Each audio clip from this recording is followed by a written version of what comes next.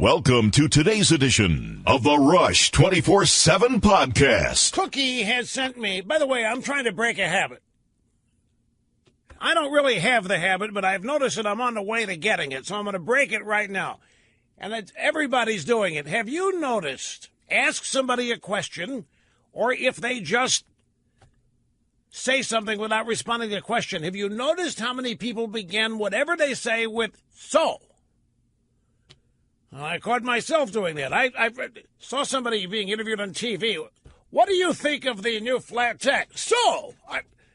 And I started doing it, and I'm going to start breaking it now. I'm not going to do it. Live from the Southern Command in sunny South Florida, it's Open Line Friday. It's kind of like, you know who uses Hillary Clinton more than anybody else uses, Hillary Clinton.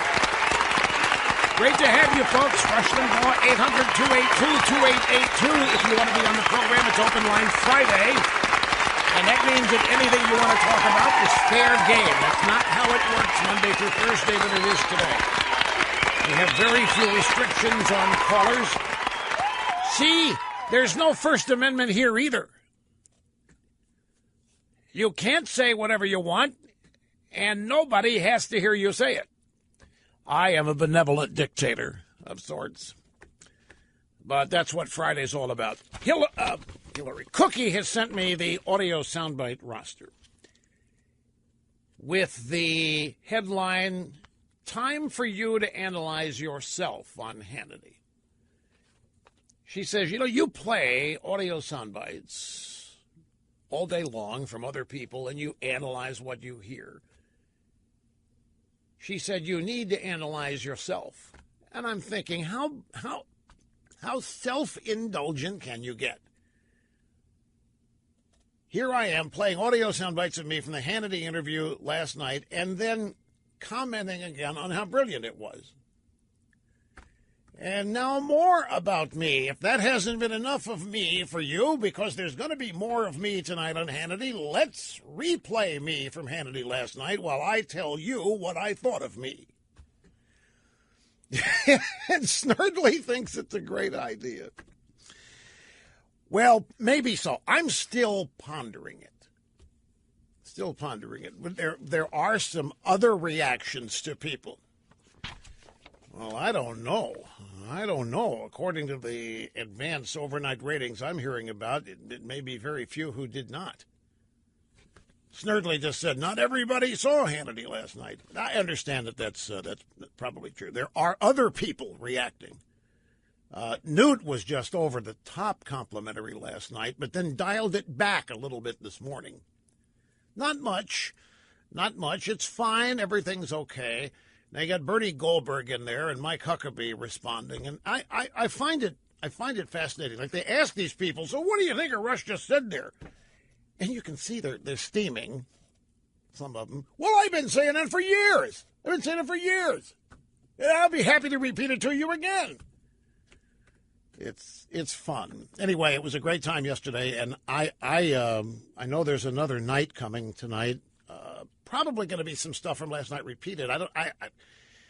They're cutting it up. It's not being presented in the order it happened, which is fine. It's not a criticism. It just means it's harder for me to remember what has aired and what hasn't. We will get to that. I'll tell you what's really noteworthy to me today. We'll get to Trump selling the tax cut. That's big. That's getting some momentum. The Democrats are trying to connect Trump to the ongoing so-called failure of getting aid and relief to Puerto Rico, and that's going to bomb. It's starting to happen. And I think it's been happening for a while. The left does not innovate. If there was one thing, the Democrat Party, let me specify it. The Democrat Party does not innovate. They don't have any innovators, and they don't have any forward thinkers. If the Democrat Party produced a smartphone, it would still be 30 years old. And the only thing that would change in it is the numbers of people that you can call. They really don't innovate. The way they're going after Trump on Puerto Rico is a replay of how they went after Bush on Katrina, which is a replay on how they went after George H.W. Bush on Kuwait, which is a replay of how they've gone after Reagan for not caring about it. It's just a replay. They just go to their playbook and repeat things that in their minds have worked very well, and they try to adapt them to modern era, but it doesn't work, and it's all falling apart. The same thing with the NFL. That is falling apart on them. Trump is being proven a winner on this. They don't want to admit it. The NFL doesn't want to admit it, of course. But if you look at any number of indicators and any number of teams now saying that, I mean, they're announcing in advance, hey, we're standing on Sunday. The Steelers, we're standing on Sunday. Drew Brees, New Orleans Saints, came out and said, we're going to do both. We're going to kneel, and then we're going to stand. That, I predict, is not, like I said last night, the NFL is making a tactical error here, and maybe even strategic. And I think corporate America has been doing the same thing. Corporate America, the NFL's in that world, gets caught up in media, and they see everything through the lens of media, as most people do. But the picture of America that the media paints or broadcasts or portrays isn't accurate. And let me give you an example. I hearken back to this all the time because to me it's one of the best. Mike Pence was governor of Indiana, and they passed a religious freedom restoration bill because in Indiana people were being prevented. They were being protested. They were having trouble expressing religious freedom, which is granted in the First Amendment, the U.S. Constitution. So what Governor Pence, the Indiana legislature, did was pass a state law that basically reaffirmed it. They found it necessary to do so because not enough people knew that religious freedom was guaranteed in the First Amendment of the Constitution. It cannot be abridged. But there were ongoing protests and other hassles that were being visited upon Christians in Indiana. So they come up with a religious restoration bill. Well, immediately the media tried to portray the state of Indiana as homophobic and racist and bigoted. And you remember, the media went all over the state knocking on doors of businesses asking if they could ask. They were trying to find a business that would admit that it would not cater a gay wedding. If it was a pizzeria, if it was a bakery, if it was a photography studio. And it took them 2 weeks. And they found a little pizzeria in a small town in Indiana. And the daughter of the owner was 21 or 22, and they run into her shop with their cameras and microphones and ask her, if a gay wedding asked you to cater their reception, would you do it? And she said, no, it's a violation of my religious vow. And they were off and running. So they found one example. The coverage of the whole incident in Indiana was made to look like Indiana was an outlier, that the rest of America sees Indiana the way the media was portraying Indiana, as backwards, as Christian, as restrictionist, as exclusionary, as racist, as bigoted, as homophobic. So now if you happen to be a corporate CEO, a titan of industry living in Montana, living in Arizona, living in Texas, you watch this, and you might be forgiven if you believe that the media portrayal, the narrative here is right. In other words, I think that a number of people and institutions, corporate leaders, have mistakenly bought the media narrative of where American culture is. And they believe that American culture is moving left, and it is in certain spots. That, I'm not denying that they believe that American culture all is united against Christian conservatives. In other words, the people the media portray as enemies is made to look like everybody in America thinks so. And you can see when you look at corporate marketing, how they choose to advertise and sell their products, you can tell who they think their audiences are. And I believe in many cases they're missing the mark. And I think the NFL is one of these corporate entities that's missing its mark. I think there are people there who really believed that sideline protests of the flag and disrespect for the flag and the honoring of Colin Kaepernick was going to improve their image. Why would they do it otherwise? Why would the NFL purposely engage in activity if they knew it was going to be harmful? Now, wait, there are institutions that are doing that. ESPN is continuing to lose subscribers, and yet they are continuing to take action and implement policies that will guarantee the continued erosion of subscribers. While saying they're not a political organization, they've gone all left all the time. Do they know that they are offending a great majority of their audience? Do they not see the cancellations of subscriptions to cable TV and online? What if they do? Then what explains why they continue to do this? Well, what explains CNN continuing to do what they do when they stay in 10th place? Why? Why doesn't CNN adapt? Why does CNN? Well, part of it is niche advertising and pursuing a niche audience and trying to own all of it. But another aspect of it is I guarantee you that CNN believes it's hip. CNN believes it is where the majority of thinking is. It's just taking a while for people to admit it. And CNN's going to be loyal to the cause no matter what. They'll go down with the ship. They'll go down with the flag. If liberalism kills CNN, if CNN dies as an entity, because they'll go down the ship with it because they're loyal to the cause. Is that the NFL? Is the NFL so devoted to a political ideology that they will willingly allow the product to suffer just to stay loyal to the political ideology? I don't think so. We're already seeing the league try to backtrack. Big meeting yesterday. And you know the thing that came out of that meeting? There were owners in the meeting, there were players in the meeting, and NFL execs, commissioner. You know what the big thing to come out of the meeting was? Have you heard? The big thing to come out of the meeting was they all agreed that this approach, that it's the players and the NFL versus President Trump, has got to stop. Why? Because they're losing it. They didn't think they were going to lose this. When owners and management promote, and that's what they were doing, that's why I was sad.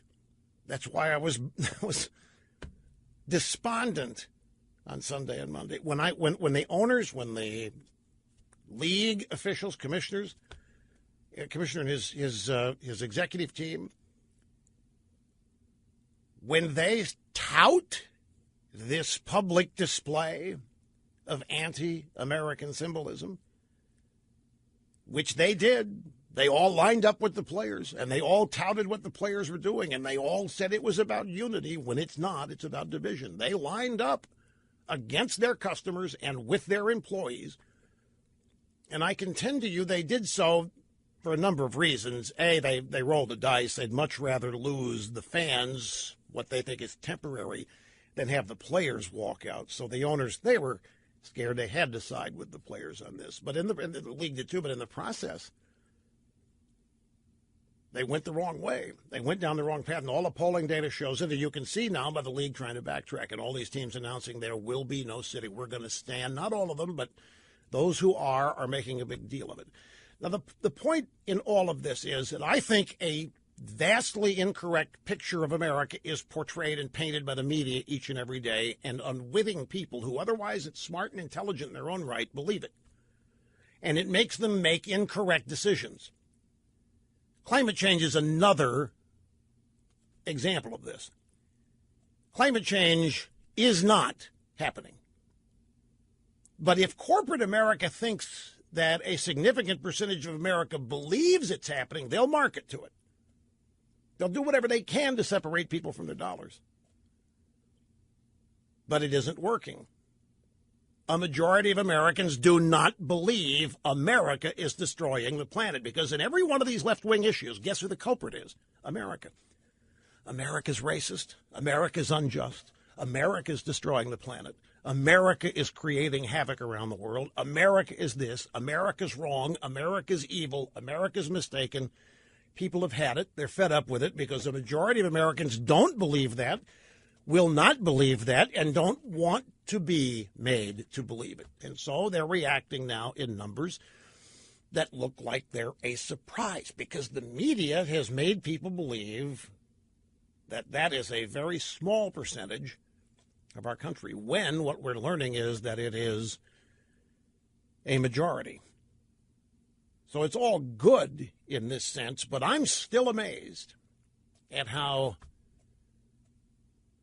easy it has been for people to make these powerful entities misjudge.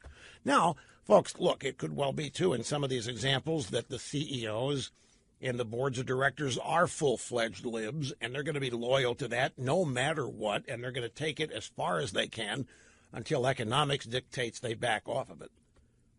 I mean, there's also that possibility, too. Bottom line, the country is not what the media portrays it to be. The country and its cultural values have not yet been erased and destroyed. The founding ideals, the founding principles, the traditions and institutions are not yet the minority of thinking in this country, and yet so many entities seem to think that progressivism has become the majority of thinking and acting and behavior in the country, when it isn't. Largely because the media makes it look as though that's hip and that's cool, and traditional American values are uncool and unhip and nerdy and what have you. Let me take a break. We'll come back. We have much more straight ahead, as always, here on the EIB Network. No. My point here is it should be easy to defeat the left because we know what's coming. They can't innovate. They're using things 30 years old. They're just adapting issues, but they're not adapting techniques. Here's an example. It's not the best, but it's an example. They brought back Will and Grace on NBC. They're going back to the glory days of Thursday. If they could bring back Seinfeld, they would. They went back, Will and Grace. What do you think they did in the opening? And I didn't watch it. I am reading a report. It's exactly right. It was an anti-Trump bash fest. Make America Gay Again was the theme of the Will and Grace show. Now, it's going to find an audience, obviously, but this is the way the left innovates. Go back, get something from the graveyard of forgotten favorites, and try to adapt it to modern times rather than innovate. And it's what they're doing. In their opposition to Trump's tax plan. There's no new innovation in their reasoning. Their reasoning is formulaic. It's from 30 or 40, 50 years ago now. And it doesn't matter what the details of the tax plan are. They have a way of trying to stop it or defeat it that is imminently predictable and ought to be completely ineffective because it's so tired and worn out. But that will only happen if opposition rises to it and creatively tries to push back rather than the usual defensiveness. More coming up, folks. Hang on. Morning consult with polling data on the National Football League.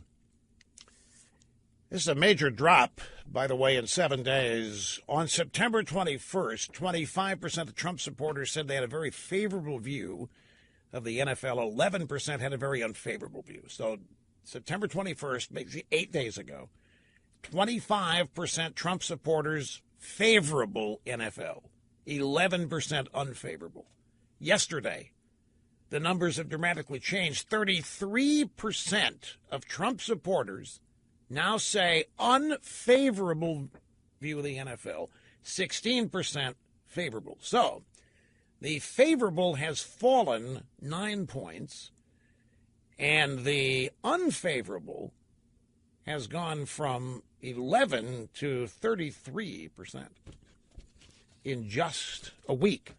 What's happened in that week? The NFL has appeared on television and in the media to be defiant of the concerns of their fan base. They've been very vocal. They have been very defiant. They have continued to talk about their unity, which isn't unity, it's division. And I think they probably would be shocked. Maybe not now, because I think the NFL is starting to exhibit signs that they understand it. But in their view, they've got a real balancing act because these players are off now on this. They're into it. And the league is between a rock and a hard place. They can't just replace. I mean, in some cases, players are a dime a dozen, but star power isn't. So we'll see how this manifests. I mean, here's a story that dovetails precisely with my observation that the Democrat Party and the left really are having trouble innovating. Don't misunderstand me, by the way, folks. I'm not saying that they're wilting away, fading away. They are still a powerful force led by the media, and they still have the ability to entirely misrepresent anything they want and have a lot of people believe it. Don't misunderstand. I'm talking about opportunity here. You know me, I'm always looking opportunity. I'm always looking at things optimistically. Like I do hope that this NFL stuff can be erased. It may be the first time in any issue that we'll be able to totally erase. But if the NFL hopes to become what it was, and who knows, maybe they don't. Maybe they're run by a bunch of people that themselves are social justice warriors. I don't know. Frankly, I have been stunned at how the NFL has chosen to respond to this concussion business. I have been shocked at how they've chosen to respond to that. I mean, we're watching a concerted effort to destroy this game take place. And the people running it seem to be strategically thinking they have to cooperate with it. And by virtue of that, they acknowledge some of the allegations and then claim they want to work with those attacking them to try to straighten this. It never works out that way. You give an inch to the people that want a pound of flesh, they're going to keep asking, taking, demanding. I'm stunned at this. I really am. I used to think that these people in these leadership positions were brighter than everybody else. I admittedly was younger and more naive. I used to think these people were really smart, that they were there because they were smarter than average, and they were in these positions of power because they knew how to protect and grow their enterprises. But as more and more people have come under I call it the spell, the education of liberalism and the corrupting effect and impact that it has, I sometimes wonder, are there any adults left? Are there any mature adults with the confidence to reject that which seeks to destroy who they are? Big oil has gone through it. Big pharma has gone through it. Every big corporate concern is under constant attack and has been. And watching them navigate it has been fascinating. Some of them have failed big time. And the NFL is one of these things that I hope gets its act together at some point. Now, this story is at thehill.com today. Here's the headline: Democrat addiction to Trump attacks gives party cause for concern. So what do we have here? We have a story in thehill.com, and they are waving a white flag at the Democrats. They're trying to get their attention. This is a case of the media trying to tell these Democrats, wake up. What you're doing vis-a-vis Trump is not working. Democrats are linking Republican gubernatorial candidates to President Trump in New Jersey and Virginia, two states won by Hillary Clinton last year, where the attacks could drive base voters to the polls. But some Democrats are concerned about this strategy. Even if Democrats win these two races, they say it could give the party a false sense of confidence that attacking Trump is the best way to win the House and Senate in 2018. Well, that's the only thing the Democrats have, folks. They don't have an agenda. If they did, Hillary Clinton would have been all over it. You see, actually, they do have an agenda. They just can't tell you. They're all for sanctuary cities. They're all for amnesty, mass immigration. They are all for the grievance industry. They are all for granting whatever grievance any minority group has. They are all for putting together a coalition of minority group after minority group to wipe out the white working class voter segment. They did it starting in 2011. They've gone down the tubes with it so far. Another great example, by the way, of how they have an erroneous idea of the makeup of this country. It was an active Democrat Party decision led by Obama in November 2011 to stop campaigning for the votes of white working class Americans. They made an active decision to punt and rather seek a giant coalition of every minority group you can imagine, create as many victims as they can, set themselves up as the grand saviors, paint the conservative Republican segment of the country as the devil, as the enemy, as the people who do not want them to have equality and do not want them to have sustainability and who are destroying the planet. Well, we see what happened to Mrs. Clinton. She couldn't run on that agenda. No Democrat can. So what did she do? Trump is unfit. Trump is dangerously unfit. Trump is unqualified. Trump's a pig. Trump's this, Trump that. She loses. She loses in an electoral landslide. She's still so shaken up. She's still campaigning for herself while out there ostensibly campaigning for other Democrats. And they wish that she would leave the stage. She's nothing but a big negative. But she won't leave the stage because she still thinks it's hers. And so now we get this. Democrat addiction to attacking Trump gives party cause for concern. Meaning there are Democrats think we got to come up with something besides attacking Trump, and that isn't even working now. But all this time they thought it has been because of their buddies in the media. All this time, for the last year, they really believe that they have succeeded in delegitimizing Trump by linking him to this Russian collusion story. They live delusions. They live lies. They create them, they invest in them, and they live them. And they think they're winning. They think they're turning back the tide, while Trump is marching on and winning and growing. Trump's support base is growing. You'll never see that reported in the media. You can't dare, but it is. You might even say that Trump's on a roll right now, and you can tell he knows it by just watching him in public with his rallies and his appearances, his attitude, his level of confidence. And they've thrown the kitchen sink, and it hasn't worked, and yet that's all they're planning on doing now. Their technique for winning in New Jersey and winning in Virginia is to link the Republican candidates to Trump, when most of them don't even like Trump. Most of them are Republican establishment types who don't want to be linked to Trump. Mistakenly. But that's all the Democrats have. They can't innovate. The point is they are for a united, coordinated attack. If the Republicans in Congress would just seriously get together and start advancing all of the Trump agenda. 3 months, just 3 months. The appearance of that unity, the appearance of that work, the appearance of that effort could result in the Democrats being out of power for a generation. Just 3 months.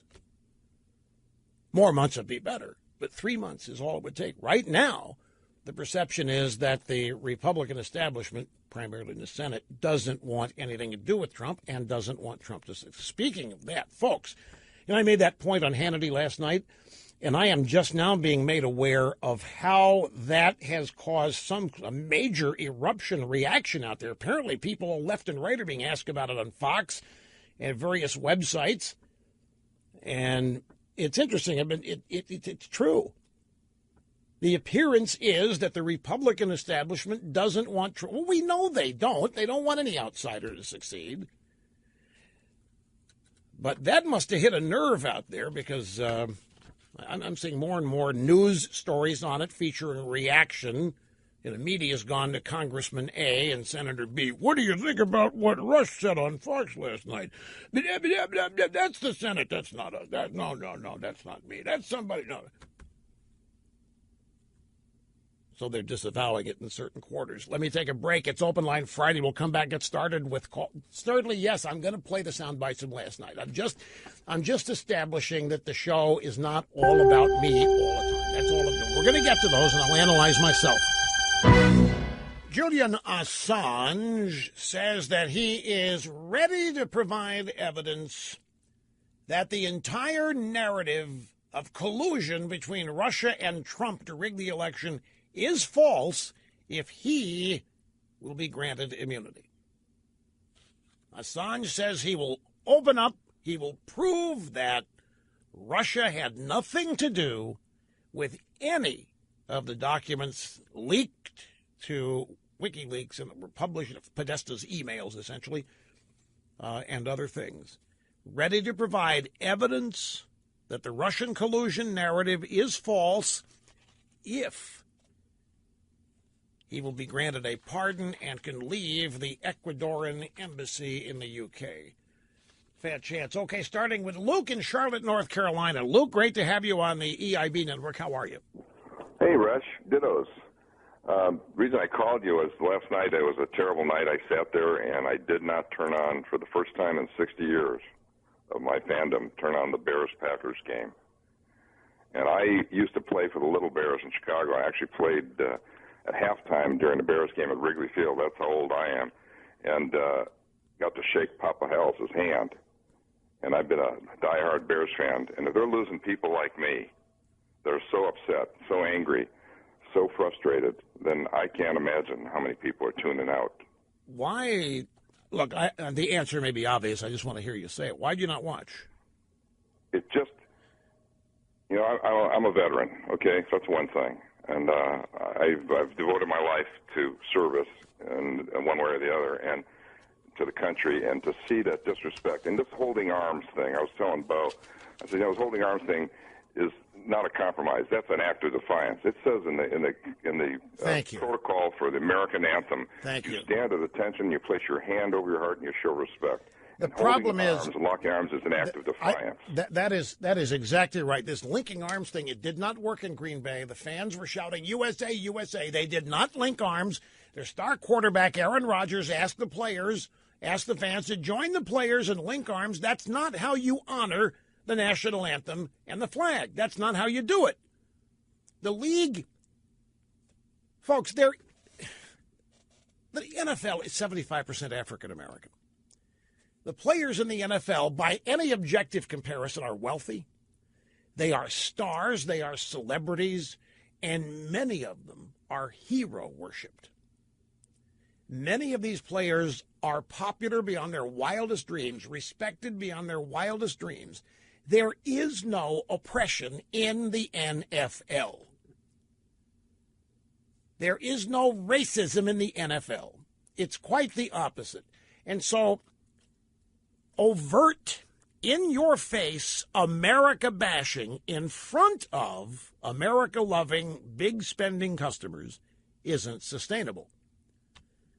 The league simply cannot sustain itself if its players are going to engage in this kind of behavior, because I don't care what they say, by doing all of this on the stage, the playing field is a stage. It is owned by the owners, in some cases public financing of stadiums, but you get my drift. If they're going to take the stage and engage in activity that makes it look like they have grievances, what are people going to think their grievances are? They're going to think the grievances are the league. Why are they doing this? Why are they doing this to the NFL? Why are they doing with this, messing with this stuff on the sideline at NFL games? People don't know Kaepernick. I mean, they do, but they're not going to sit there and put it together that the players are in solidarity with Kaepernick. And by the way, the players are now all backing off. It's not about the flag. We're not protesting the flag. We're not. Well, then what are you protesting? Doesn't matter what you say. We know that you align with Kaepernick, and we know what Kaepernick said. Kaepernick specifically said he was protesting the flag. He cannot honor a country and its flag that treats people of color this way. There's all so much revisionist history going on here. But just the picture of these players acting as aggrieved victims or malcontents, it doesn't fly. Because nobody has ever said the NFL discriminates against them. Nobody has ever said the NFL is a racist organization that needs to be changed. Nobody has ever said this. And yet that's where these protests are taking place. So the protests are actually harming the NFL. And it is my contention that that is the objective. People on the left, nameless, faceless people, have a desire to inflict great harm on the NFL for reasons I've detailed before. The players, I believe, are unwittingly, some of them know what they're doing, of course, there are exceptions to everything, but the players are unwittingly being duped into this, thinking that they're engaging in activity promoting solidarity and unity and diversity, and that's not how people are seeing this at all, and it's patently obvious now. This isn't sustainable. Overt, in-your-face bashing of America in front of big spending customers. It isn't going to work. You can't sustain this. Colin Kaepernick said he was protesting the flag and the anthem. He specifically cited them. And now a bunch of people are saying, we're not about the flag. Then what are you protesting? Because I'm telling you guys, it looks like you're protesting the NFL. And it looks like you're protesting America. And people don't understand it. And they're reacting unfavorably to it. It's another final day in a busy broadcast week of the EIB network, hosted by me, Rush Limbaugh, your guiding light, and America's real anchorman. Live from the Southern Command in sunny South Florida, it's Open Line Friday. Open Line Friday, where you get to talk about whatever. Of course, that only matters if I take phone calls. And that means I have to engage in discipline. The discipline to shut up and go to the phone. Man, it's just hard when you're making so much sense. The opportunity to persuade so many people when I am making so much sense. Do you know how hard it is to shut up? And I actually think most of you don't want me to shut up. But I'm going to shut up. I'm going to try to get more calls in it because I invite people to call here, and it's the polite thing to do. 800-282-2882. I just want to give you Kaepernick in his own words.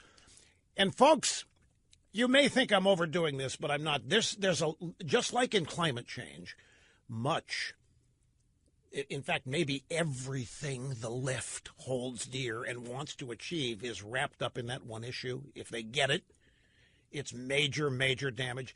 This NFL thing, not quite that comprehensive, but this is huge. This is an all-out assault on the American national pastime is what this is.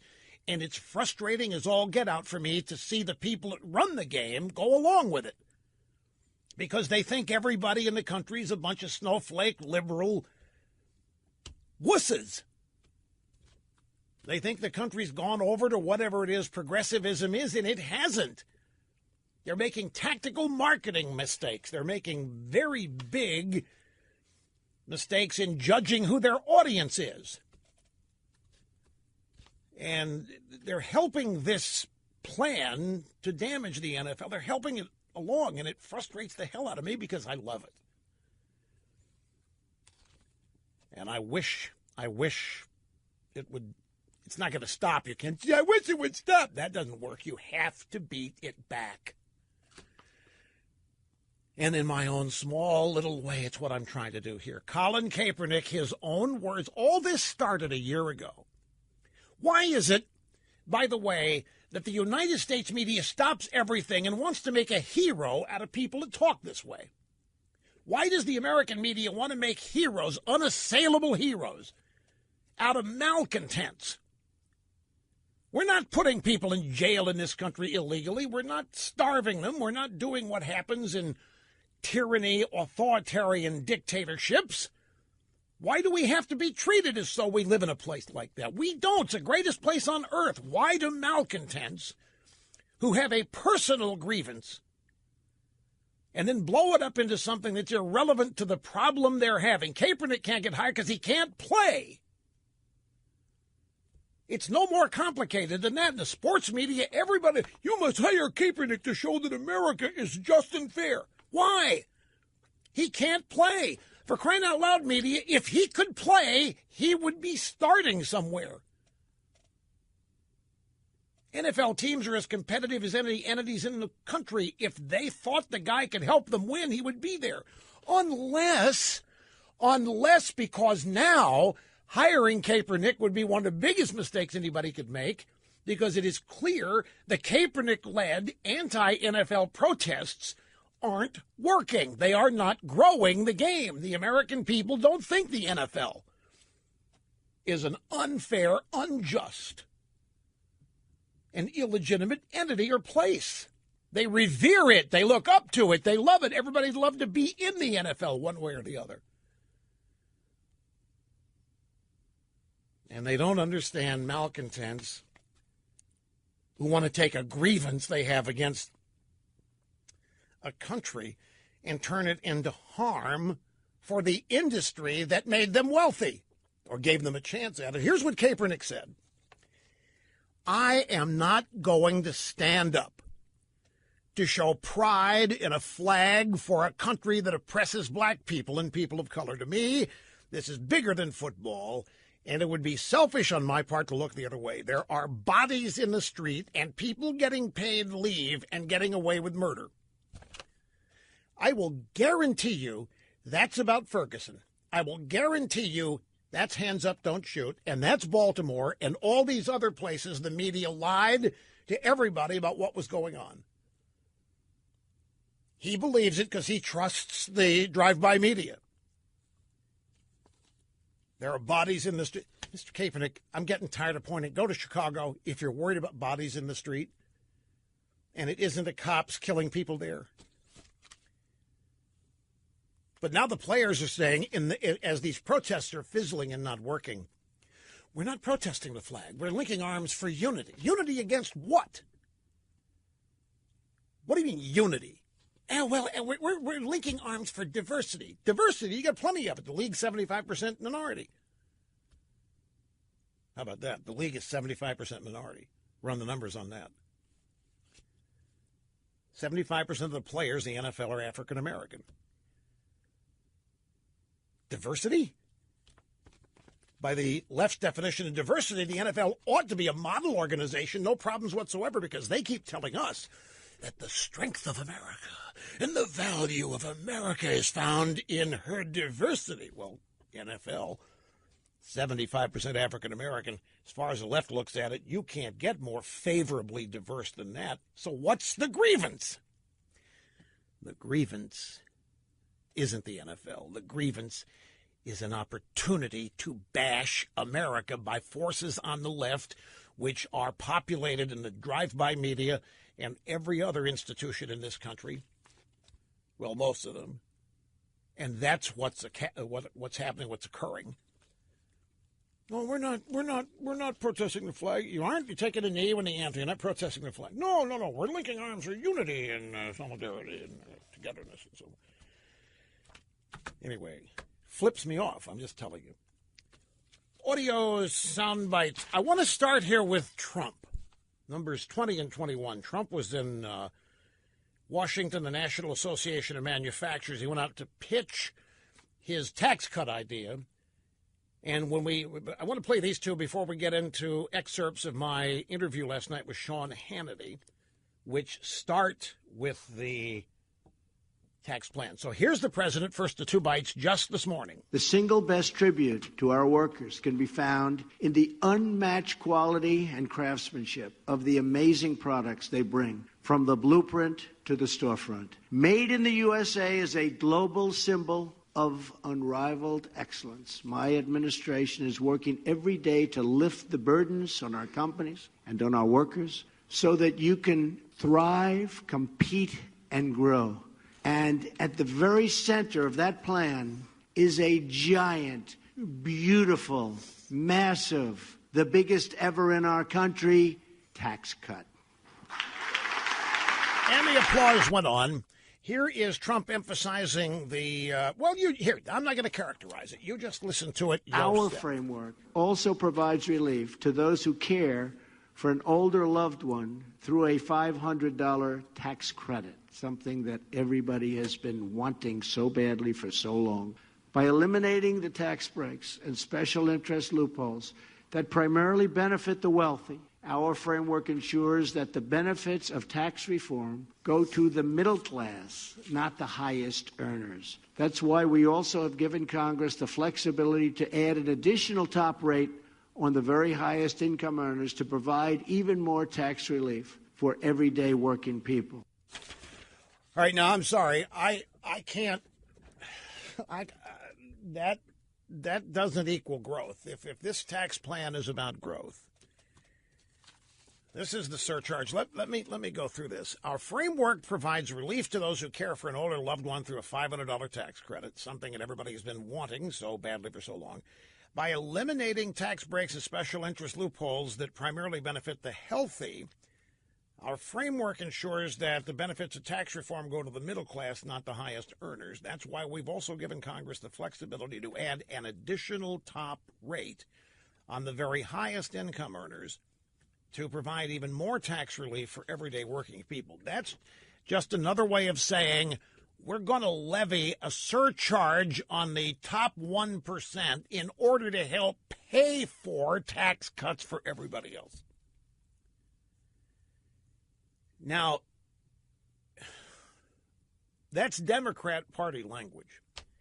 And I know, folks, that there is no way that anybody is going to succeed defending the rich. I'm not doing that. I'm not defending the rich. I'm actually defending the concept of economic growth. That's what the proponents of the tax plan say that it is, that its purpose is. And if that is the objective, you're going to have to cut taxes across the board. You can't leave out people who hire. You can't leave out people who invest and grow things. But furthermore, to try to attract support for it by blaming all this on the fact that the upper bracket isn't paying enough, that's the kind of language might bring the Democrats into the fold on this. But nobody ever succeeded in defending the rich when it comes time for tax cuts. It never worked. Most people don't even try. And that's not what I am doing here. I'm very uncomfortable with this whole idea that the tax cut has to be paid for.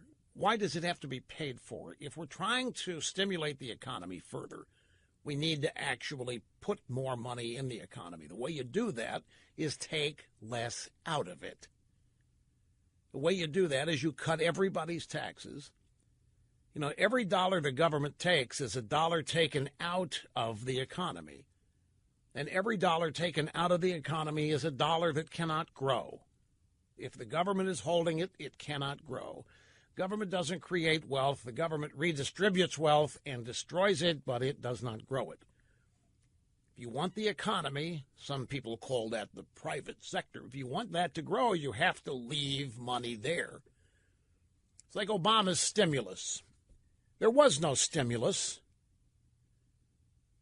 Obama, the media, the Democrats wanted everybody to believe, hey, you know what? We found almost $1 trillion over there in the Treasury. They were just sitting in an account. It wasn't being used. So we decided to take that trillion and grab a syringe and just inject it into the private sector. That's not what happened.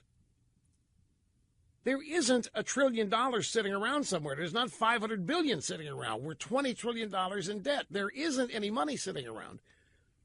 For Obama to get that stimulus, let's call it $1 trillion, that's rounded up, he had to take it from the private sector in the first place. It was a net zero wash. And that's why, was there any economic growth at all to speak of during Obama's 7 years, 8 years? There wasn't. The reason we're having growth right now under Trump is attitudinal. The Trump agenda, the promises of tax cuts, the promises of getting the albatross of health care fixed, the prospects of limiting illegal immigration in the country, not putting pressure on Americans in the job market, all of these things led people to a more positive attitude, which led to what we now have is a second quarter growth rate of 3.1%. Obama never saw anywhere close to 3% in 8 years. But we were growing 7, 8% in the 80s. And we could do it again, but you can't do it if you take money out of the economy and give it to government. This is populism. This is telling the middle class the only way that we can give you a tax cut is by not giving a tax cut to some of your fellow citizens and raising the taxes of others of your fellow citizens. That's the only way we can do it. And so the people getting a tax cut, well, then you go right ahead. If the only way I can get a tax cut, you got to take it from somebody else, then you go right ahead. That's populism. That's not conservatism. And it continues the myth that all money is Washington's and none of it is yours. And what you end up with is through the good graces of government policy. It continues the myth. Well, it's not a myth. It continues the notion that all money in the country is owned by Washington, and what you end up with is the result of government policy. And so you are campaigned, you are persuaded to support government policy that allows you to keep more of what you earn. But now we're running around talking about the rich don't need any more relief. They don't need it. I don't need it. In fact, we've put flexibility in there so Congress can actually tax them even more to ensure that you get your tax cut. Pits people against each other, creates class envy. It's unfortunate. Take a break. Come back and continue after this, my friends. Don't go away. So CNN's running a poll that they say says that most people think Trump is wrong to criticize NFL players. Then why are NFL ratings down? They're down again last night. Now, they had a rain delay a thunderstorm delay in Green Bay. But the numbers are down like 11%. That may be the wrong number. I just glanced at them. But the Thursday night numbers are down over a year ago, same game a year ago.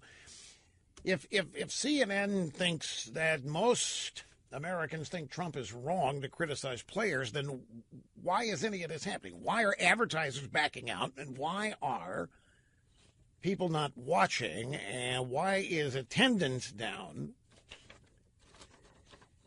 I want to go back to this, the last thing Trump said in that second soundbite. That's why we also have given Congress the flexibility to add an additional top rate on the very highest income earners to provide even more tax relief for everyday working people.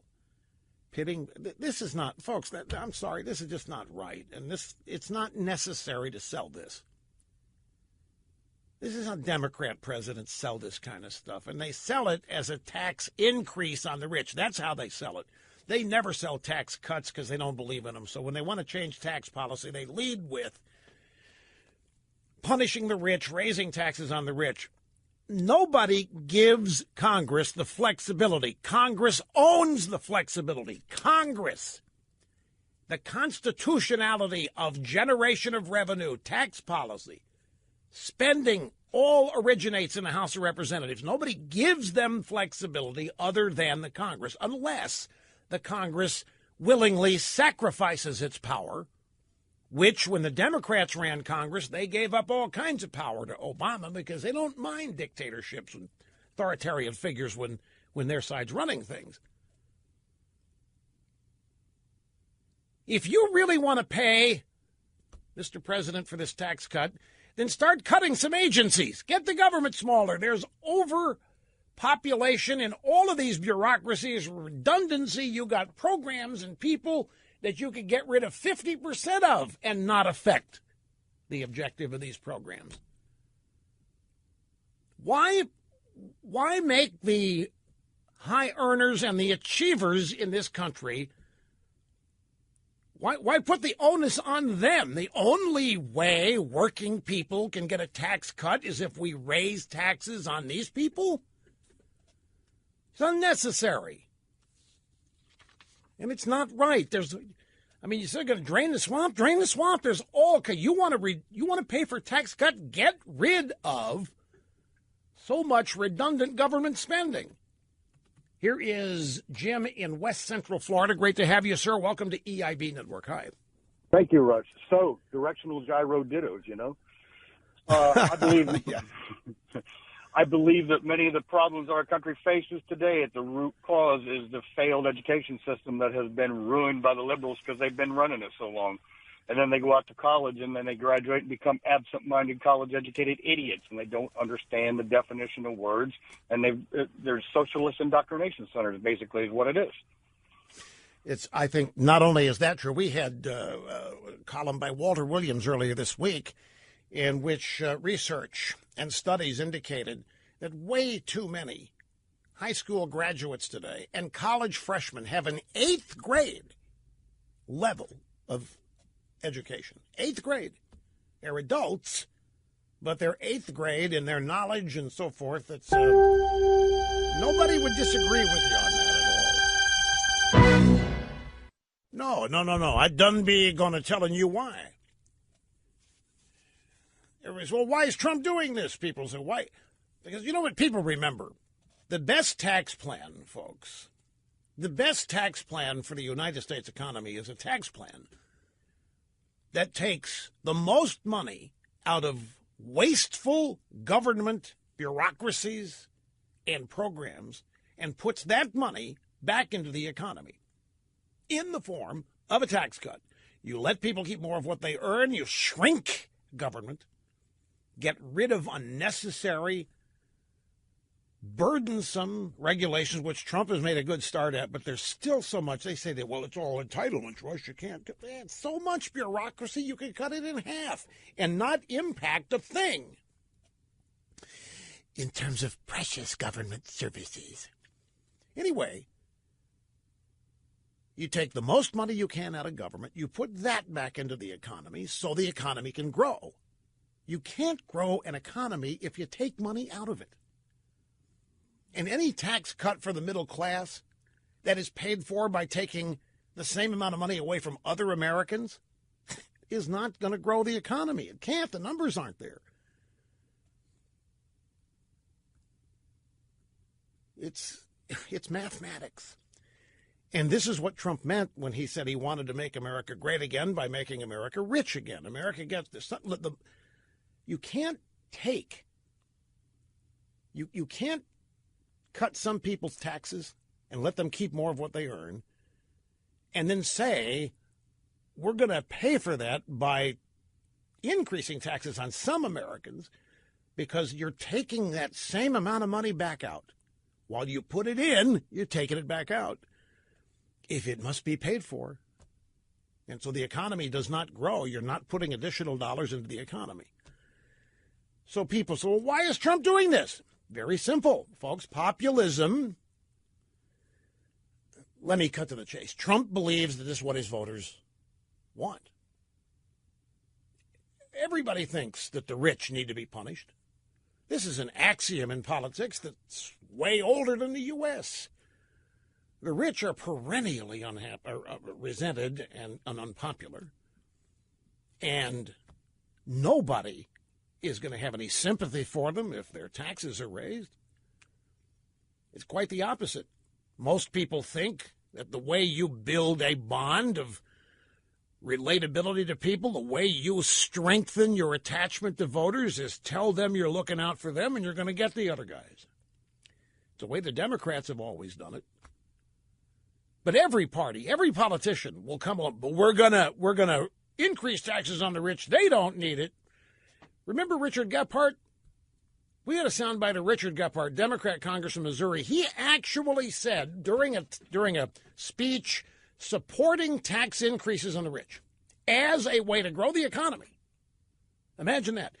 Tax increases on the rich to grow the economy. Gephardt said, I have a friend, and my friend told me that if you really want to make me rich, you'll raise my taxes.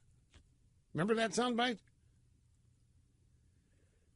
We're sitting here scratching our heads over that because patently untrue. It is fabulously false. There isn't a rich guy around that will tell anybody, you want to make me rich?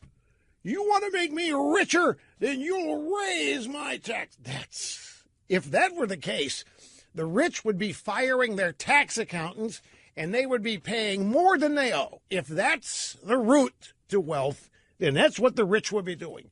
But it isn't, is it? The rich are the people using every legal advantage they can find in the tax code to not pay taxes. And by the way, that becomes a story. And so soaking the rich is a very popular thing for any politician to promise or to say he's going to do. But I'm going to tell you, if you're sitting out there in the middle class and you're told that your tax cut is going to be paid for by somebody else's taxes going up, you should realize that doesn't mean the economy is going to grow. And usually the people whose taxes are going up are the people you hope will hire you someday or give you a raise. And now back to the phones. We're eventually going to get to Rush sound bites from Hannity last night. And there's a whole half show again tonight of Hannity and me. That interview went at least 45 minutes or longer. And they're using elements of it twice. I noticed the way they're editing and cutting it up. No, it's not a complaint. I'm just explaining. I can't tell you what's going to air tonight because they're not airing it chronologically as it was taped. They're taking elements here, playing it like they played elements from what would be the second half of the interview last night. So, which is fine. They're tailoring it to what else is being talked about on the program. And they're running it all during the day today on Fox. But there's the whole Hannity show tonight is going to be the second half of the interview with me. Here is Joanne in Deposit, New York. Welcome. Great to have you here. Open Line Friday. Great job last night. Well, thank you. Thank you. Today. I appreciate it. Thank you very much. You're welcome. I enjoy watching you on TV. Love it. You know what somebody said to me today, Joanne? What? I mean, not to talk about me. You've done that plenty. But I like talking about you. I like listening what you have to say, even if it's about yourself. Go ahead. I'll tell you, it was the chef today. It was the chef. You know what's great is watching you think out loud. People don't get to watch you think on radio, but you're obviously. And then somebody else said, you don't even pause for a second to think what you're going to say. You already know you just launch with it. And, of course, these are things I don't even think about. It's that great mind of yours. That's what it is. Yeah, I guess so. I wish I had half your brain. But, I have a question about the NFL. Okay. I know nothing about football. I probably know less than nothing. But from a business point of view, I'm looking at this and I'm saying, aren't these owners being bullied by their employees? Because if I work, there's no way I'm going to tell my boss what I'm going to do and what not to do. I'm expected to do a job, and if I have to sign a contract, I know ahead of time what's expected of me. These are adult men that have watched football since they were little boys. Many of them have an 8th grade education, though. It's just, I'm sitting here going, how come these owners are banding together and say, wait a minute, We're as a team. Let me explain this to you. This is actually, Joanne, a great question. This is a great perspective. Somebody that doesn't know the game, doesn't watch the game, admits that she knows less than nothing about it. And so her question is pure. Her question is, why are the bosses letting the employees do this to the product? Exactly. I addressed it. Joanne, the answer is the owners are scared to death. They have two choices. Side with the employees who are doing what they're doing, and then maybe even look like they support it, or side with the customers, the fans. If they if they side with the players as they're doing, what's happening? Fans are watching less, attendance is down, the image of the game is taking a huge hit. The owners make a calculation. If they side with the fans, then that is going to infuriate the players as a sign of lack of support. They're going to say this confirms what we're saying, that we do not have equality and that we're not treated fairly. And if the players decide not to show up, then there's no game. If the fans don't show up, the game's still played and it's still on TV. But if the players don't show, and if they keep on not showing, so the owners make this calculation. They're in a to a certain extent, a no-win situation. I think in most of these owners' cases, they can't afford not to express solidarity. That's why more owners than you've ever seen are on the field during the pregame, kneeling, linking. I have often believed, no, I should not say this, it's going to be something perfectly, totally true, but it's so distracting it might get me into trouble. But let's put it this way. When 75% of your employees are of a particular race, and that particular race is expressing grievances all over our country with things that are unjust and unfair, and it's 75% of your employees are joining that way of thinking, and you want to keep your team together, and you want the management to think that the players, the management has their players back, you have to join them. That's their thinking. You have to join them, whether they agree with it or not. Now, not all owners did. Not all owners issued a statement. Not all owners reacted to Trump. There's a whole 5 or 6 of them who didn't. And the media jumped right on them and asked why and started speculating they must be Trump supporters, and they were in the crosshairs. The media tried to do them great damage for not joining their players in this display of whatever it is. But the bottom line here is that the league is being harmed, and it is my contention that there are those who seek that very thing. And I've chronicled it since the first time I noticed it, for 2 or 3 years ago, when I detected the media was spending more time pointing out the flaws and the problems with the league than they were reporting on the actual games and the exploits of the athletes who play it. And I issued a warning at that time that the very media covering this game, i.e. promoting it, creating interest about it, is helping harm it. And that has only continued with the manufacturing of the making of movies. And how about the news that 100 out of 111 players in a random survey have irreversible brain damage because they played football? What are you going to, I mean, they've created an aura, even among people watching the game, of nervousness and anxiety, and it's just not the same. It just isn't. It's all been manufactured and created because liberalism has found its way. The tentacles are deep and they're tangled, and its web is now interwoven deeply into the NFL. And when the left does this, they corrupt whatever they touch by politicizing it. And that's what we are seeing. So now the damage is obvious that the owners and the management of the league, they sided as they had to, but it's harming them. So now everybody's trying to backtrack, and now teams are announcing in advance, we're standing this Sunday, notice us, we're standing, we're not going to kneel. See us, we're going to stand.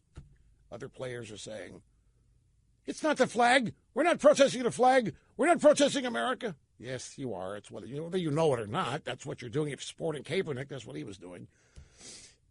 It's a sad, sad situation. But this is not unique, Joanne. It is rare in professional sports that owners actually punish players for things like this. They side with the owners can't do without them. Even though they're a dime a dozen, it's a unique situation here. If the players sit down, it doesn't matter whether people show up or not. And if the players sit down, even more fans are not going to show when they come back. If it's especially about this. I appreciate the call. We've got more after this. It's Open Line Friday, Rush Limbaugh. Again, we're going to move the sound bites of me from Hannity to the next hour. I want to stick with the phones here. Let's see. What do we think? Let's try Ed in Grand Rapids, Michigan. Ed, I'm glad you called. How are you doing? I'm doing fantastic, Rush. How are you? Fine, dandy. Thank you, sir. You know, I find it very interesting that our unbiased media is so focused this week on something the president said about some football players, and yet we hear virtually nothing about a mass shooting at a church. You think it's because the facts of this particular shooting, including the hero, doesn't fit their narrative? Very likely. I think it's much the same as the president talks about players in the NFL and the media. How dare you? How dare you? Meanwhile, thousands over the course of a year are dying in Chicago, and the media won't talk a syllable about it because it's race on race crime, and they won't talk about it. It doesn't further their agenda. Wouldn't it be a good opportunity for them to talk about this so-called gun control they're worried about? Well, they have to weigh everything here, and they've decided that there's no future in using any aspect of that issue. Let me ask you this, folks. Let me try something else on this, and I promise we're getting near the end of this. I don't want to end up frustrating people that the NFL is a big topic here, but I do love it, and I'm devastated by what is happening here. Let me ask this. What if everything's the same except instead of Colin Kaepernick, it is a white player who refuses to support the anthem because he disagrees with American foreign policy? What do you think would happen to that player? And would the league, would other players join that player, and would a cause have been created? And would the owners act afraid of it? And would the commissioner tolerate it?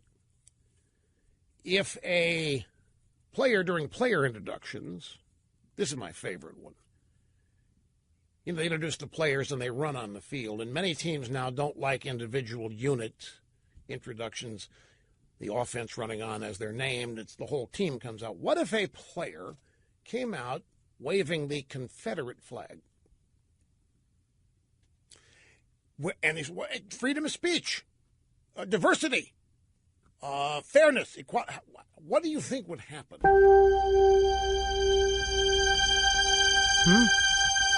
Fastest 3 hours in media here, my friends. We've got much more straight ahead. We'll get into some of the sound bites of the interview I did with Sean Hannity, of which there is more coming tonight at 9 on Fox, right after this. With talent on loan from God, it is Rush Limbaugh, the Excellence in Broadcasting Network on Friday. Live from the Southern Command in sunny South Florida, it's Open Line Friday. busy broadcast hour to go here on Open Line Friday. Our phone number is 800-282-2882. And the email address, lrushmo@eibnet.com. Great to have you, folks. If you want to send an email, lrushmo@eibnet.us. The drive-bys are trying to indict Donald Trump for not caring about Puerto Rico. Salon.com, missing in action. Why hasn't Trump ordered the military to Puerto Rico? It's 1,000 miles to get anybody there, and I don't think they can land heavy aircraft in Puerto Rico yet. But Trump is. There's all kinds of assistance heading into Puerto Rico. This is another example of the Democrat Party or the American left not being able to innovate. 30-year-old playbook. Well, now it's a 40 or 50-year-old playbook, and they simply go to the right page. And how do you attack a Republican president? You wait for a disaster, claim he doesn't care. You wait for a disaster, claim he's a racist. You wait for a disaster, claim he doesn't care about the poor. You wait for a disaster, claim he has no compassion for anybody because he's a pig, whatever it is, and they're trying to revive it. I don't know. There are times, folks, I actually think that this stuff is burning out. It isn't working. And I will admit that there's a lot of hope in that. But honestly, I look at the status. The media has thrown everything they've got. They've thrown things at Trump that they have not thrown at other people, Republicans. And none of it, well, I say none of it's worked. I'm sure that it has contributed to an ongoing image problem that Trump has among people who didn't vote for him. But it's not stopping him, is the point. It's not slowing Trump down. Trump is not affected by it, other than personally, and we don't know about that. But in terms of Trump getting up every day, going to work, and moving forward on his agenda, it's not causing a stoppage at all. And that's what they're really after. And to the extent that they're trying to damage Trump's image, that's for future elections where they hope to elect Democrats. Like, look at this. Politico. This is also a retread. Puerto Rican devastation could mean more Florida voters. Now, how is that? Well, as Puerto Rico slips deeper into what many call a humanitarian crisis, the island is primed for a mass exodus of what could be 1 million people, a sizable number of whom are expected to settle in Florida, the nation's biggest swing state. That could well prove to be a boon to Democrats in a state which the past 4 top-of-the-ticket races have been decided by about a percentage point. Marco Rigau, president of the San Juan Municipal Assembly, and forgive me if that's a mispronunciation, says it's going to mean a lot more people voting Democrat in Florida. San Juan, mostly Democrats, I guess they're assuming. But you see, this is the way the left looks at a tragedy is the real point. How's the left looking at this tragedy? How can this tragedy help the Democrat Party? You want to talk about cold? You want to talk about calculating? So we have an admitted humanitarian crisis. And here's Politico calculating how it can help the Democrat Party. Pelosi to Puerto Rico native, you came to America. House Democrats met to discuss the ongoing crisis in Puerto Rico caused by the Hurricane Maria. Pelosi contradicted herself when it was her turn to speak. She turned to Nydia Velázquez, Puerto Rican, and she took the podium after Velázquez. Pelosi claimed that Velázquez came to America when she moved from Puerto Rico to New York. You were born and raised there. You came to America. You became a stark figure here. That's what she said. You became one of the first women to chair an entire committee in Congress of the United States, Pelosi said. You came to America. You came to America. These people are just, their worldview is distorted.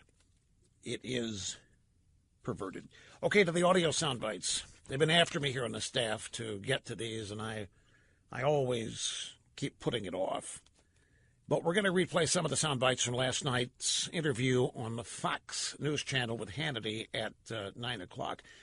And this is right at the top. Hannity says, I want to start with tax cuts. All the years you've talked about it, Kennedy, Reagan, how it works. What do you think of this latest tax plan? It's good overall. I mean, there's some things about it. Let's look at the elimination of the deduction of state income tax. You know who's going to hate that? California, Illinois, all these blue states. That's going to cause a shortfall for them. Those taxpayers are not going to like it. And if you look at the states with the highest state income tax rates, most of them are blue. But here's my basic problem with this. I keep hearing everybody say growth, but the top rate probably isn't going to come down or much at all. And that's where the growth is. Those are the people that hire. Those are the people that own small business. Those are the people that spend. We still have a tax system and a way of explaining it that's rooted in class envy. We're going to give the middle class, the lower middle class, upper middle class a break, but the rich, we're going to soak them. They don't need a tax break. They don't got enough. And besides, they say we have to have a way to pay for it. What do you mean pay for it? Why can't Washington do with less? For once, we got growth from Reagan. I saw you talking about it last night. How? Top marginal rate over 8 years went 70 to 28%. Look what happened. Why not do it again? The reason is everybody is afraid they'll lose votes of the middle class because there's far more of them than there are people in the upper bracket. The top 10% are paying 70% of all income taxes. And how can you say they're not paying their fair share? And why do we want to punish them further? If you really want growth, lower everybody's taxes across the board and get out of the way for all the revenues to be coming in. That's not what we're doing. Again, the president just today in a speech at the National Association of Manufacturers actually said we have given Congress flexibility to even create a new rate on the super rich in order to pay for greater tax relief for the middle class. So that what he means by that is the middle class, the only way you're going to get a tax cut is if we increase taxes on others of your fellow citizens. And I think that's a net wash. If you're going to cut taxes, otherwise allow some to keep more of what they earn, and you're going to, quote-unquote, pay for that by raising taxes on others, it's a wash. You're not going to end up with additional dollars of any significance in the economy. And what do I think of the Limbaugh delivery? I don't know. I was a little too fast. I was trying to say, I get caught up. One of the problems I have with TV is I know that time is really limited. Even this interview, even though they said we're going to do half of it tonight, half of it tomorrow night, I still know he wants to cover a lot of things. And so I'm racing through my answer to make room for other things, the other side. So if I had to critique this, I would say that I had my speech was a little too rapid fire. You don't think so? Well, fine. I mean, you're asking me to critique myself, and that's, but in terms of the substance, I can't find a thing wrong with it. In terms of the substance, I mean, that's 5 stars right there. Nothing needs to be added to that, even though I just did here, but I added to it because the president has said more. Then this is one of the bites they've been playing for guests all day on Fox and asking people to react to it. The question from Hannity, you actually said that if the GOP were smart, all they would do is keep their promises and all that. They could end up running Washington for generations. This is the deal. I really believe that if for just 3 months going forward, or if they had been 3 months in the past, just 3 months, gut it up for 3 months and work with Trump on his agenda, on cutting taxes seriously across the board, immigration reform, the wall, what have you, getting rid of Obamacare, which is just, it's an absolute crime what has happened here and what that's going to mean to the country. Just try for 3 months. Make it look like there's unity between the president and the people of his own party, and they would own Washington for a generation. Let me reiterate that. Again, nothing wrong with the substance there. And another 5-star soundbite. And, in fact, the pace of speech was fine there. Wasn't racing through that. But imagine, folks, if the daily picture out of Washington was McConnell and Ryan and Trump working together, unified on an agenda that's Trump's. I mean, he's the guy that has the mandate. He won the election on it. And it looks like we don't even need to wait to see if it succeeds, although it needs to. But even if it looks like that there is mutual respect and excitement and eagerness to get these things done, that is going to unify the Republican base beyond Trump voters in a way the Democrats can't compete with.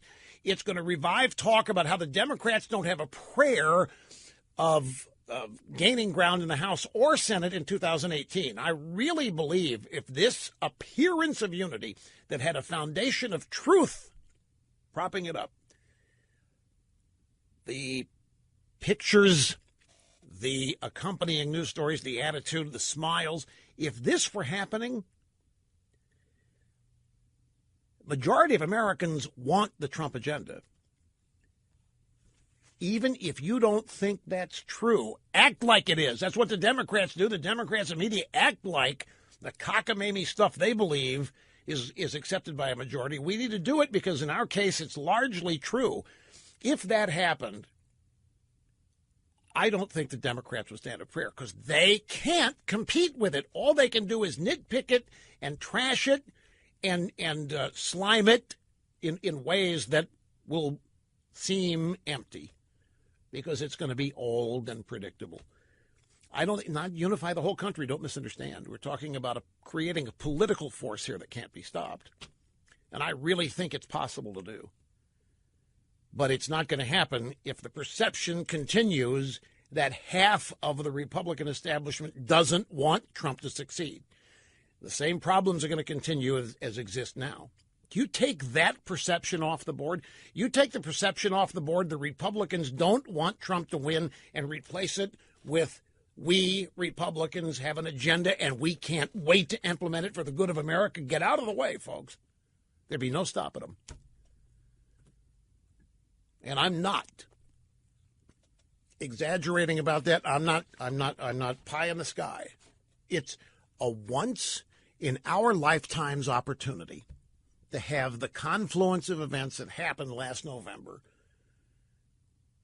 Because so much happened. It wasn't just that Trump won.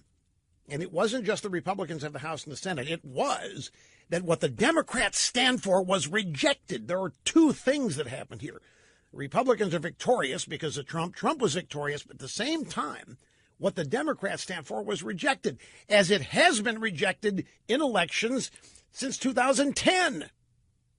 That's why I say it's just a tremendous opportunity. Now, I want to jump forward to soundbite number 6. Newt was on Hannity afterwards, and I've got to play this because it was so great. It was, well, in fact, let's play both of them. Rather than talk about it, play number 5. After the interview was over, Hannity brought Newt on. Newt had a great visual aid. He had a postcard-size piece of paper. He said, this is what the Republican tax plan, tax reform will look like. And if they just run around the country saying, wouldn't you like to be able to do your taxes on this? It can't fail. And he had a good point. But listen to what else he said. Without Rush, we might not have won in 1994. He was the clear voice for millions and millions of conservatives all across the country, many of whom would stay in their car to listen to the last half hour, or they just wouldn't get out. They wouldn't give him up. So Rush has had a remarkable historic impact on the country, and his instincts are as good as they ever were, and he's as worth listening to and thinking about as anybody I know. And he analyzes things from angles nobody else can match. If by Thanksgiving the Paul Ryan income tax postcard becomes law, I think you're going to find out that they are doing exactly what Rush suggested. I think this is the start of what Rush is talking about. And that is the Republicans coming together with Trump on an agenda. And he thinks tax reform is it. Now, that was last night. Now, today, Newt, by the way, that's great. This next soundbite's not to be critical. But Newt is exactly right in what he said there, the factual things, and I'm appreciative as I can be of his compliments there. really am. I was watching it last night, and I got a little tightness in the throat, to be honest with you, choking up. But then this morning, after the bite where I say, if they just work together for 3 months, everybody played that. Newt had a little bit different take, just slightly, and this is what he said. As much as I admire Rush, and we've known each other many years, I think he's a half step behind what's happening. Are there some never-Trumpers? Sure. Are there some people who cause trouble? Sure. But let me give you an example. This is the postcard tax form that 85% of Americans will be able to file under the new Republican tax plan. Literally a postcard. Now, that was developed by the Trump White House, by the House Republicans and the Senate Republicans as a team. They launched it this week as a team. I think that they've learned a lot of painful lessons over the last 9 months. Okay, so he thinks I'm a half step behind because I was still last night saying if they would just come together on the agenda. And Newt's point is they have. This is the first attempt at them coming together on the agenda. Well, let me take a break, and I'll continue, but I've got to take a break. Look, folks, I'm not a negativist, and I don't like negative people. I think negative people make other people sick. But I am the mayor of Realville. Now, Newt says, and he did it affectionately. He said, as much as I admire Rush, we've known each other many years, I think he's a half step behind what's happening here. Last night I said it would be great if the Republicans would unify and start moving Trump's agenda. And Newt says they have. And I didn't recognize or make note of that last night. Well,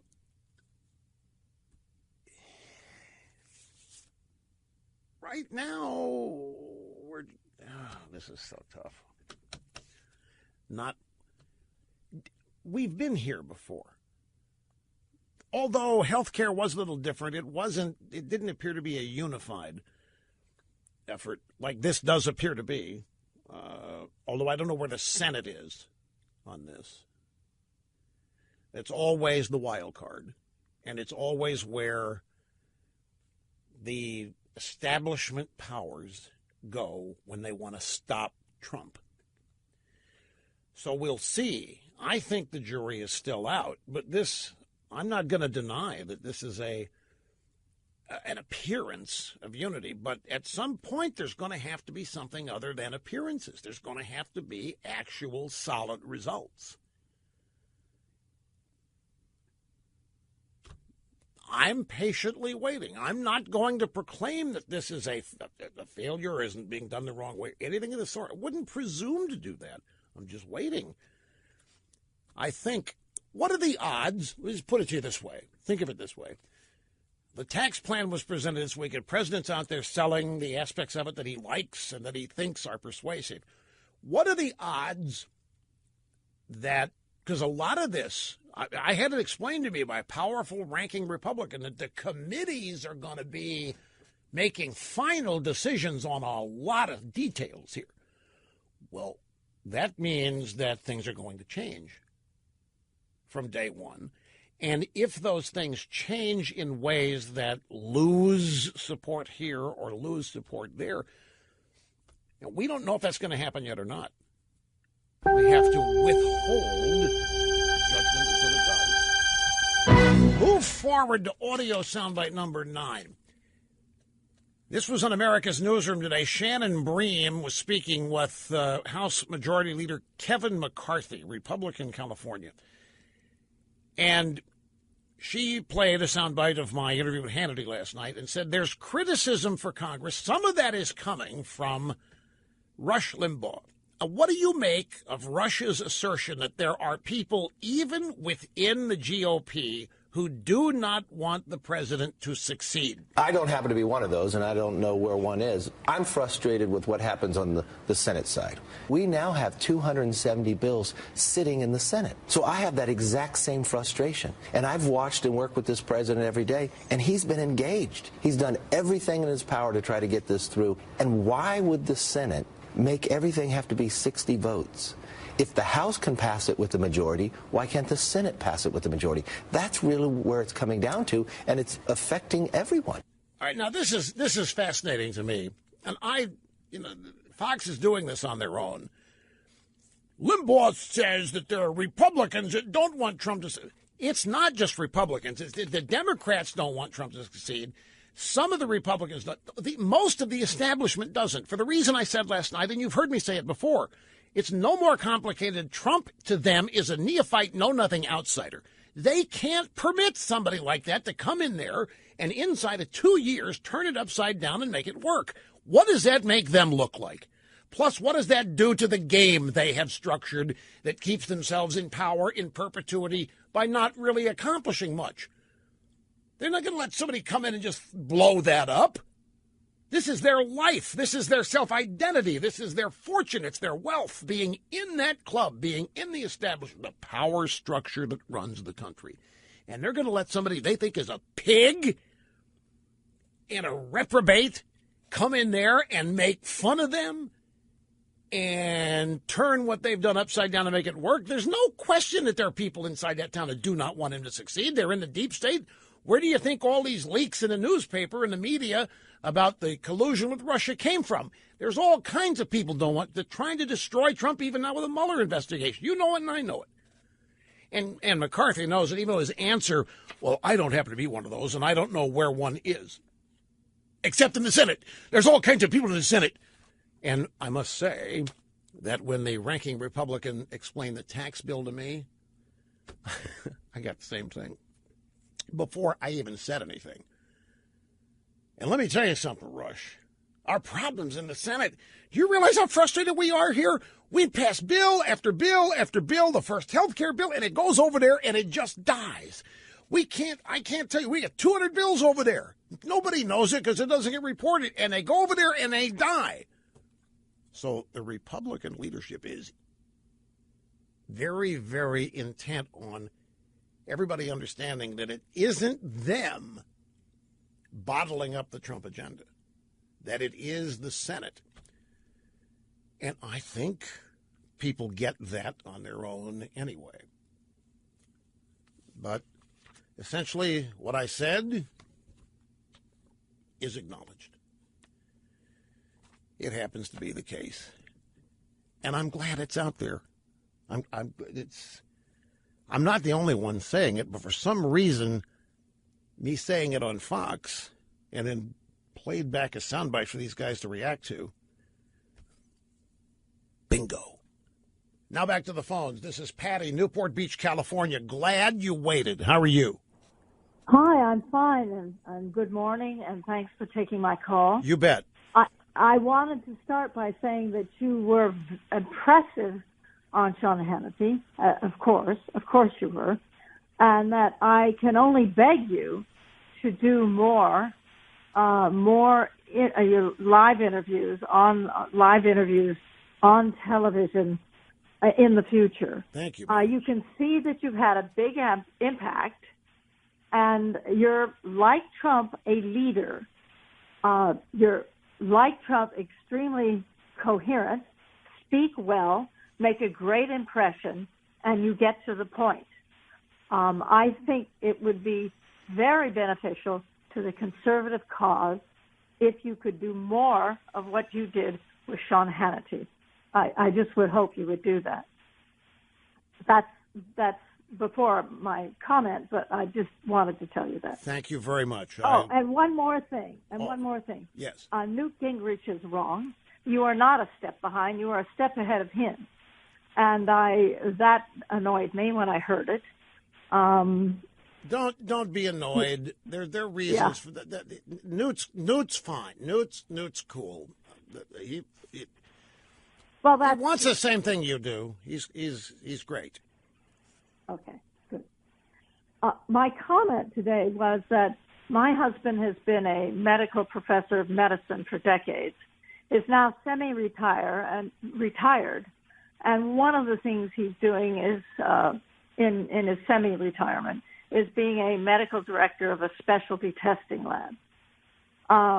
Among other things, this lab is testing for And it will be a simple blood test for the brain, the traumatic brain injury that comes from the kind of injuries and things that come. You're talking about CTE. Is your husband working on the project to try to find a way to diagnose it while the patient is alive? Right now, you can only diagnose it or spot that's it. the idea. The idea they can draw blood when the patient is alive. And I asked him, of course, I've been over the months been asking for details. He said that the test is still unreliable, but he is sure that in the future there will be such a test. It will be a blood test. He said something about the word exosomes. Well, I'm wondering how they're ever going to know, because you can only identify it in an autopsy. So no, they're biochemical reasons that you'll be able to do it ahead of time. So they will be able to do that. Okay, cool. So obvious, go ahead. I'm sorry, I didn't mean to interrupt. No. I had a question. You answered it. What is the point about this that your husband is learning? The point about my call is that because of that, and because it happens anyway, and you can test for it in an autopsy, eventually the NFL is in danger of being sued into oblivion. And I asked my husband, well, what about college football? They don't have such big, deep pockets. They won't be sued so much. And he said, no, colleges still have deep enough pockets. Oh, they do. He said, however, he said, the players play for a shorter amount of time. Right. Because Patty, here's the thing about this. You are so right in one way, that this is already being seen as a financial gold mine. Does the name Aaron Hernandez mean anything to you?